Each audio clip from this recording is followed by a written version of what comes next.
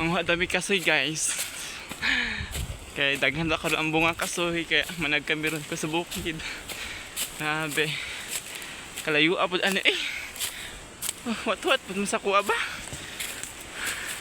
Maninguro masagla ka ba? Ibilin man ko nila. Grabe guys. Pang-what pud mo mga guys.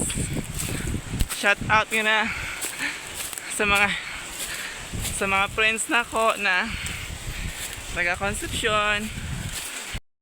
Taon na pagod may taon sa tunga-tunga. Wala pa may nakaabot sa patag. Layo apod anyang bukida ba? Kapoy na kugsag ka. Halingot pa ko. Kahit hangin-hangin oh. Grabe. Oh, kakapoy man di ano no? Yung kadugayan ni mo ba? Huwag ka na isaga-saga sa bukid. Tapos usag ka karon kay mangwa lang kasoy. Grabe kapuya. Tapos biyaan ka pa sa yung mga kauban. Grabe niya. Layo ako daan eh. Kapoy.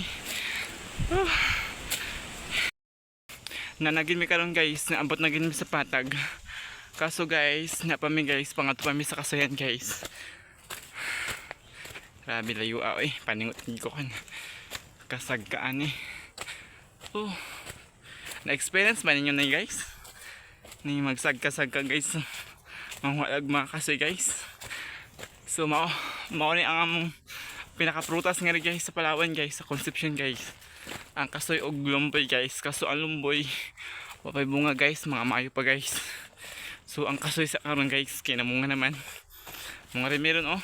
Tawan nyo guys. Ibiyaan ko sa mga kauban. Grabe ni. Biyaan ko nila kay paunahay daw pagdagang kasoy. Tawan nyo guys oh. Kaangan guys no sa view.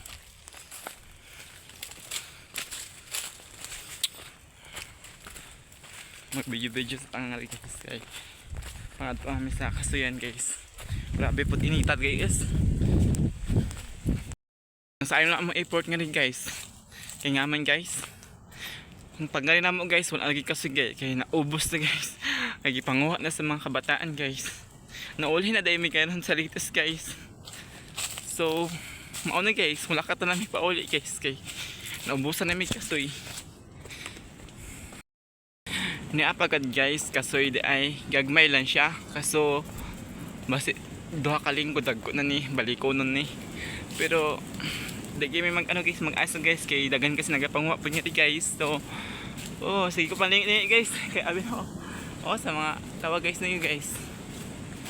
Kay abi na ako kung may naapoy bunga. So nauli na dahil may